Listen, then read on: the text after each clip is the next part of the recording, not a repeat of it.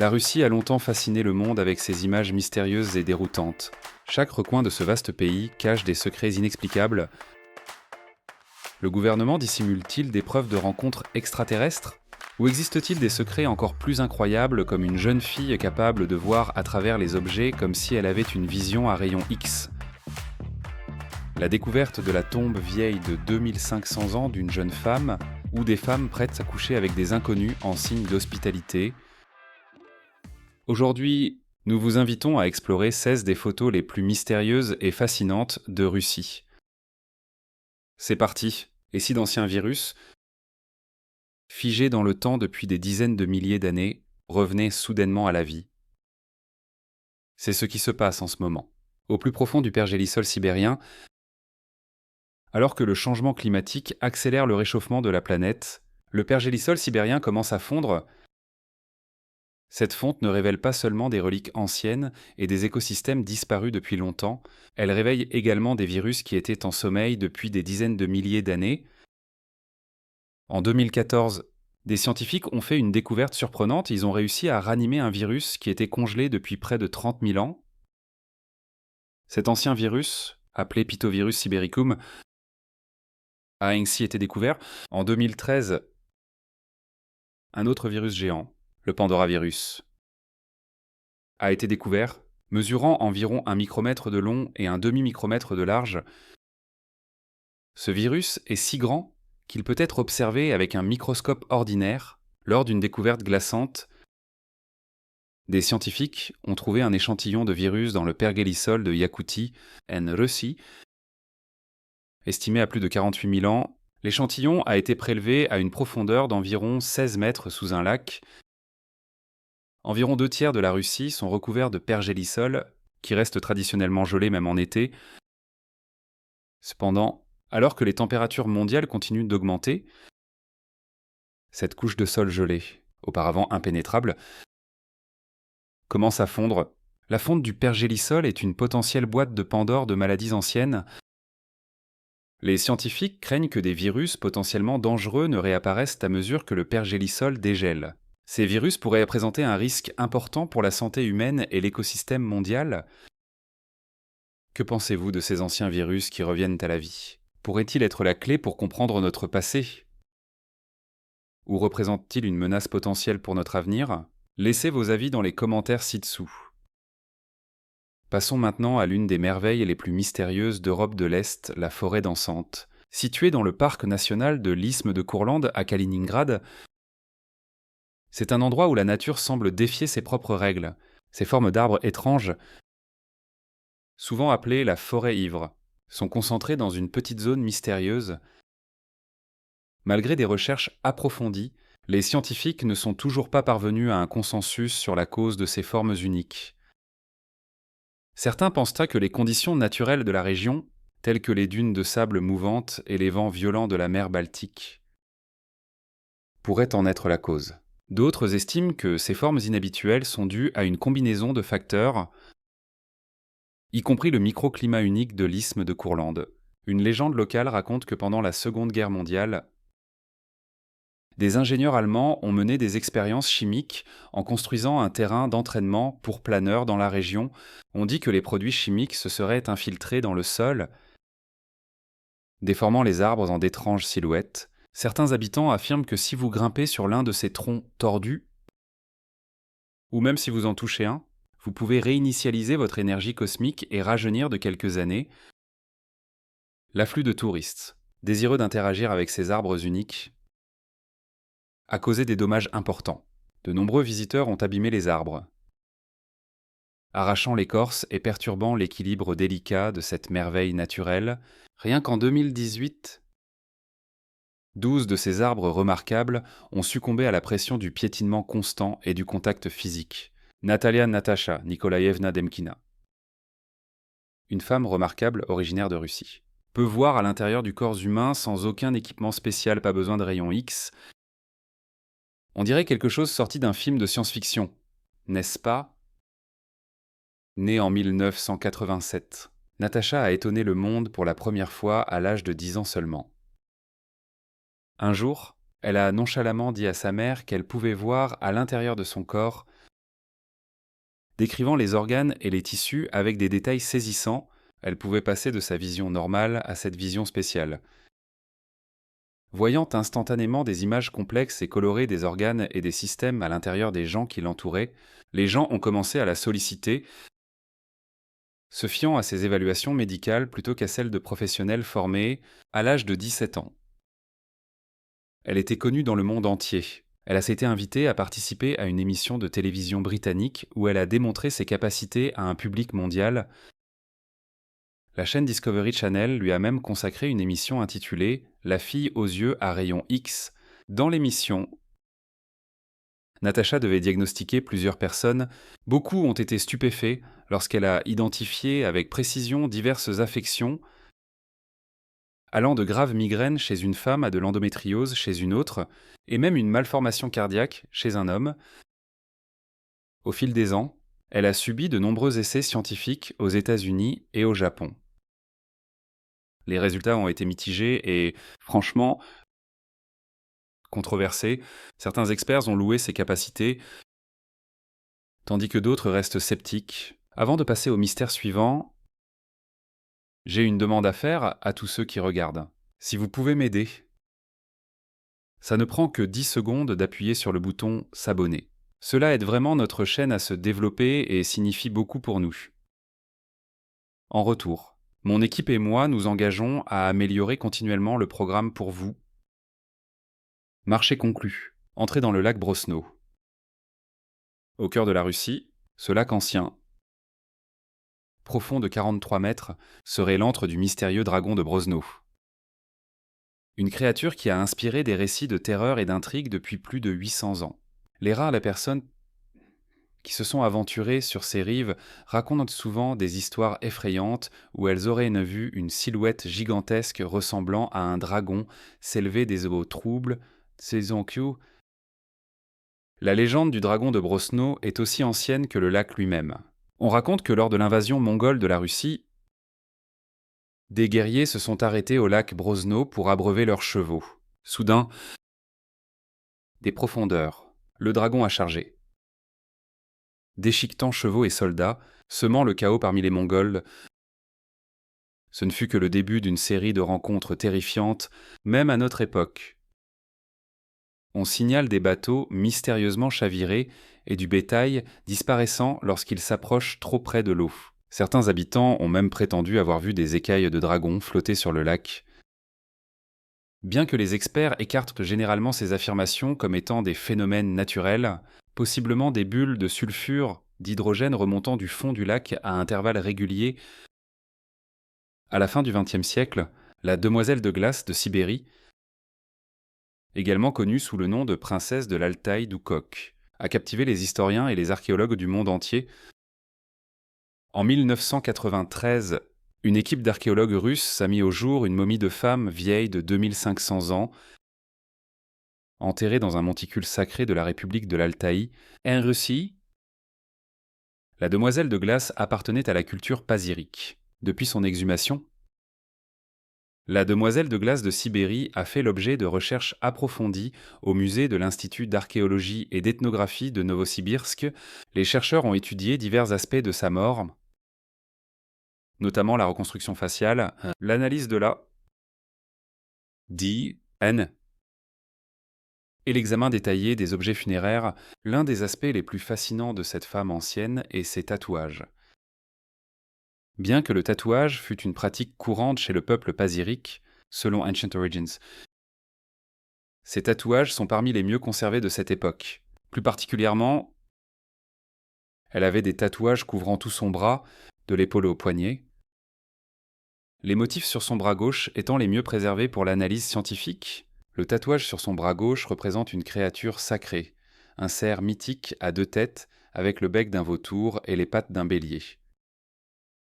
Cette bête surnaturelle est représentée en train d'être attaquée par un léopard à longue queue, ses dents acérées profondément enfoncées dans le dos du cerf. Le symbolisme de cette scène reste un mystère, certains chercheurs spéculant qu'il pourrait représenter une croyance spirituelle ou culturelle du peuple pazyrique.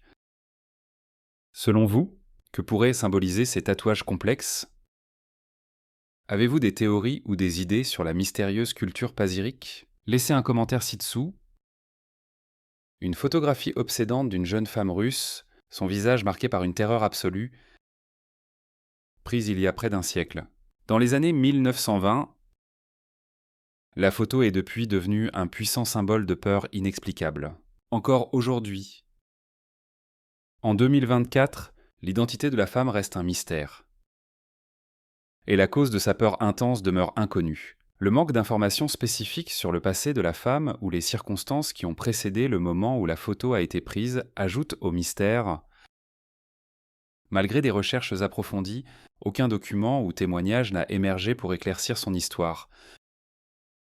La photo, aujourd'hui vieille de près de 100 ans, continue de soulever plus de questions qu'elle n'apporte de réponses. Certains ont supposé que la femme se trouvait dans un moment de profonde détresse, tandis que d'autres, en annonce, ont suggéré que sa peur aurait pu être une réaction aux angoisses sociales générales qui prévalaient dans la Russie post-révolutionnaire, sans preuve tangible.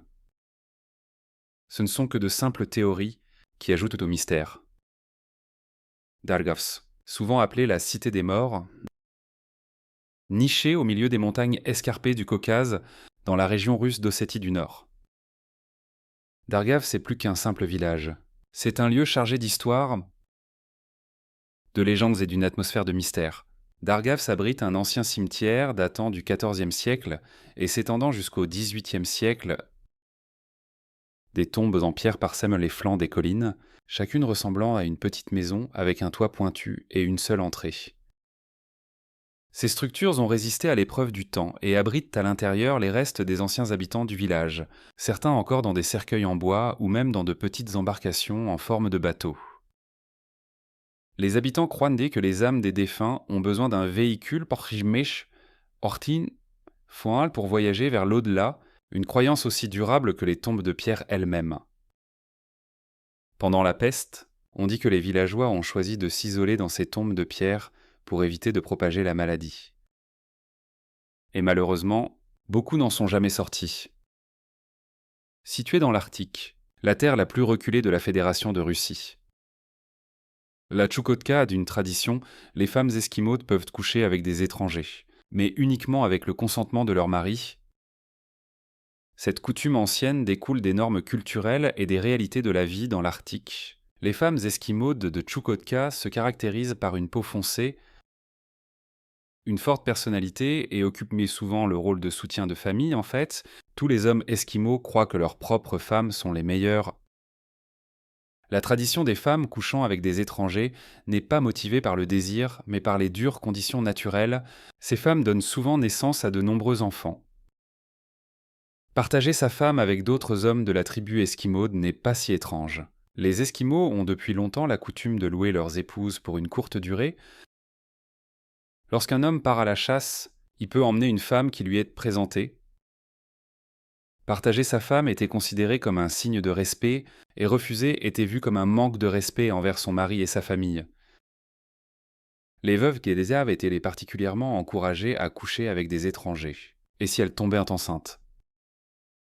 Tout le village célébrait. Cette pratique aidait à atténuer les problèmes de santé liés aux relations incestueuses et les difficultés d'élever des enfants dans des conditions difficiles.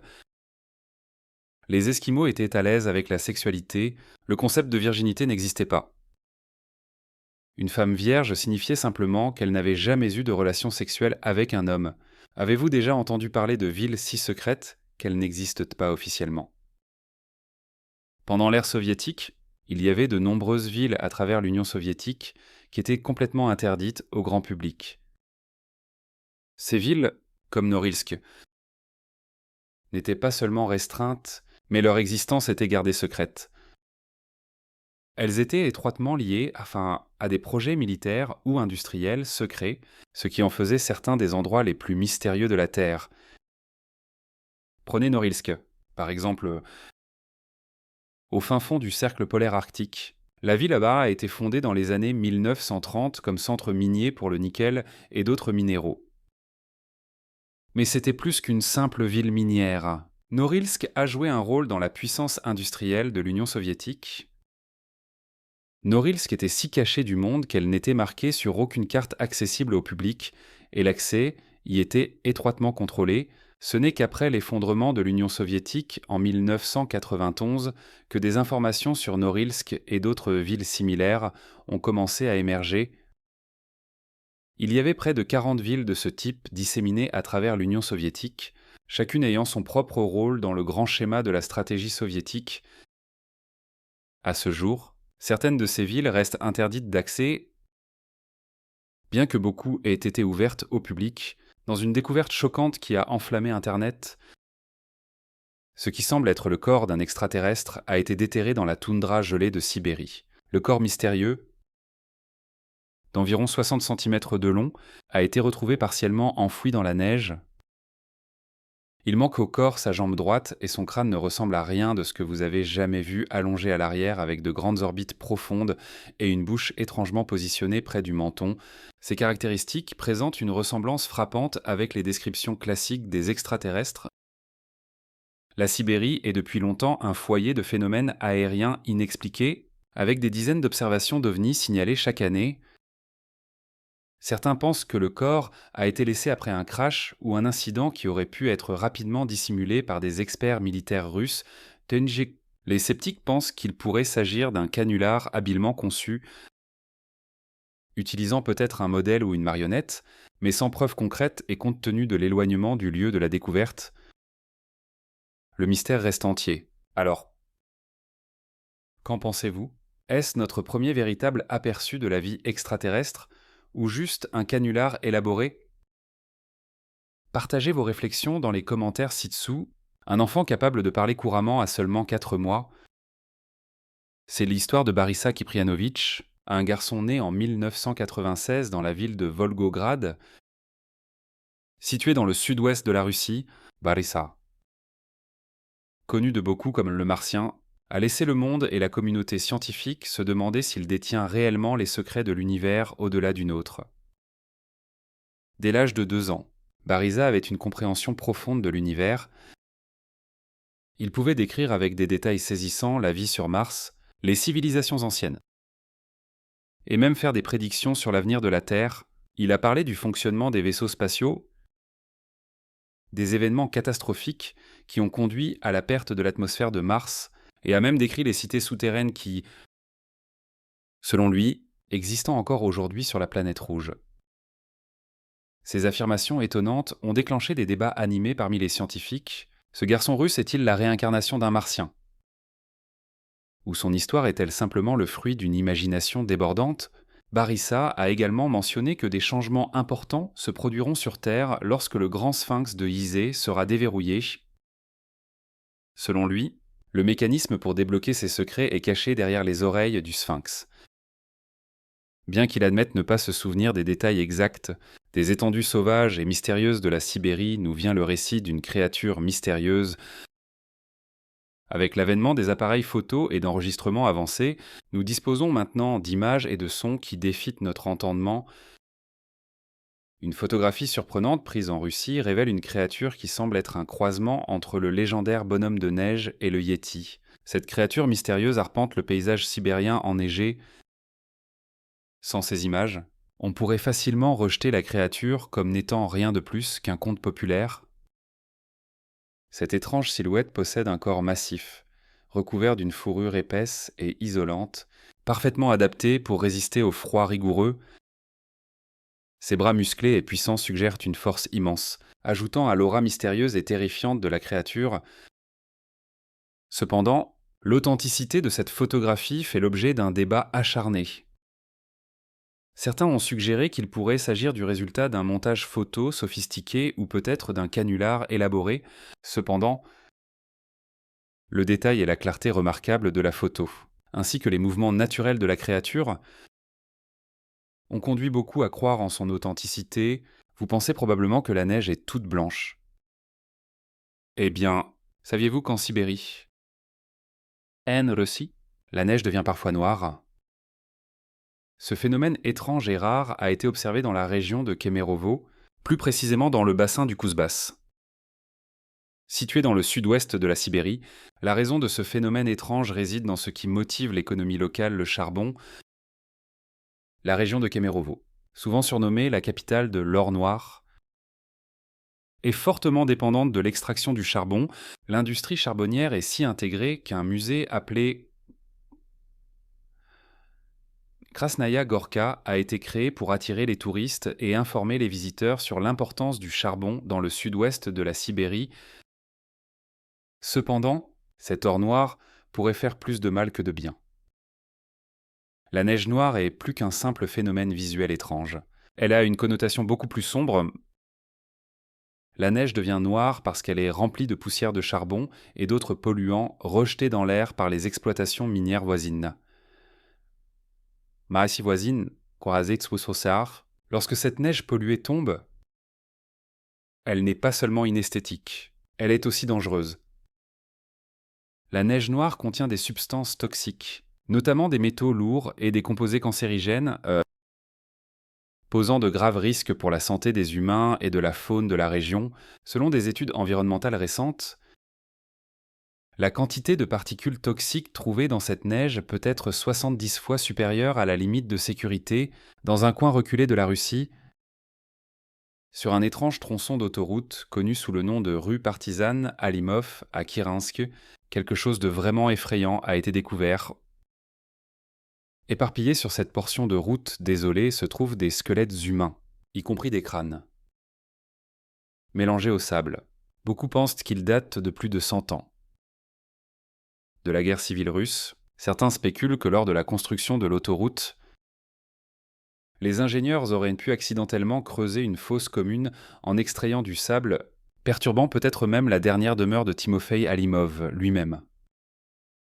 La route reste ouverte à la circulation, et les autorités locales n'ont pas encore décidé quoi faire.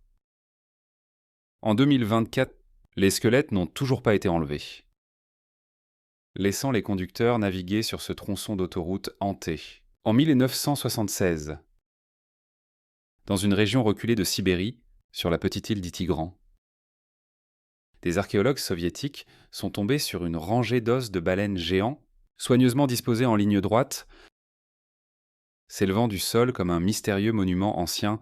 Ce site étrange, connu sous le nom d'Allée des os de baleine, s'étend sur l'île de Bélier en Sibérie.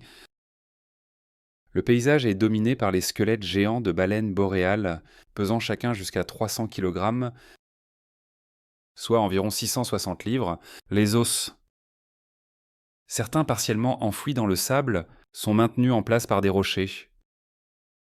Le site se compose de 34 squelettes de baleines géantes, datant de jusqu'à 600 ans, mais le mystère s'épaissit en raison de l'arrangement méticuleux des os en longues rangées parallèles. Les os n'appartiennent qu'à des baleines boréales, une créature de l'Arctique qui a longtemps été une source de nourriture pour les peuples autochtones de la région.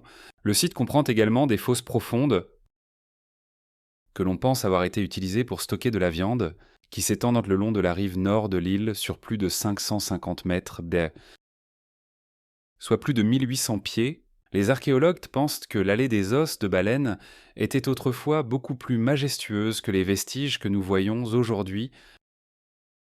Les crânes et les vertèbres, usés et blanchis par des siècles d'exposition aux rudes éléments de l'Arctique, ressemblent maintenant plus à des roches anciennes qu'aux restes de créatures vivantes. La théorie dominante est qu'au XIVe siècle, Itigran était une terre rude et glaciale où la nourriture était rare.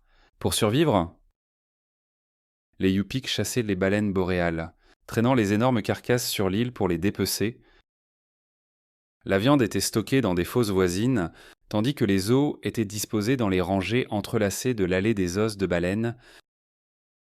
Le musée des tumulus de Salbik est un musée en plein air situé dans la république de Khakassie, en Sibérie du Sud.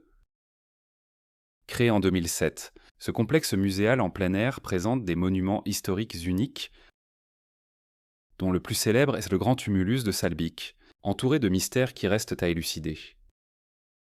S'élevant à plus de 10 mètres de hauteur, il est visible à plus de 9 km à la ronde.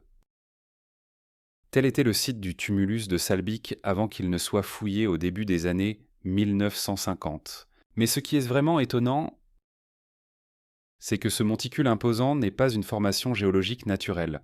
Il a été méticuleusement construit il y a plus de 2000 ans, vers le milieu du 5e au 4e siècle avant notre ère, selon Vassili Boroyakov. Un éminent expert des sépultures anciennes, le peuple Tagar a construit ce tumulus pour son chef. Ils ont transporté et façonné des dizaines de milliers de mètres cubes d'un mélange spécial moitié sable et moitié argile qui devient extrêmement adhésif lorsqu'il est humide, l'imposante pyramide de terre. Renforcée de pierres pour prévenir l'érosion, témoigne des prouesses d'ingénierie du peuple Tagar. Certains pensent que ces pierres massives ont été traînées à travers les plaines, peut-être sur des rondins graissés avec de la graisse animale. D'autres spéculent qu'elles ont été transportées sur des traîneaux géants sur le sol gelé de l'hiver. Le tumulus de Salbik n'est qu'un des nombreux tumulus disséminés dans cette vaste région. Des dizaines de monticules similaires, que l'on pense être les dernières demeures d'anciens dirigeants, sont répartis dans toute la région. La colline de Salbik n'est pas seulement un monument historique, mais aussi un lieu spirituel. Elle attire les chamans qui y accomplissent des rituels anciens. Cherchant à se connecter avec les esprits du passé, si vous avez aimé la vidéo d'aujourd'hui, n'hésitez pas à cliquer sur le bouton « J'aime » et n'oubliez pas de vous abonner à la chaîne. Votre soutien compte énormément pour nous. Cliquez sur la vidéo qui apparaît sur votre écran maintenant. Je suis sûr que vous allez adorer ce contenu. Commentez ci-dessous pour nous dire quel prochain pays vous aimeriez voir sur notre chaîne. Merci beaucoup d'avoir regardé et à bientôt dans la prochaine vidéo. Si vous avez aimé la vidéo d'aujourd'hui, n'hésitez pas à cliquer sur le bouton « J'aime » et n'oubliez pas de vous abonner à la chaîne. Merci beaucoup d'avoir regardé et à bientôt dans la prochaine vidéo.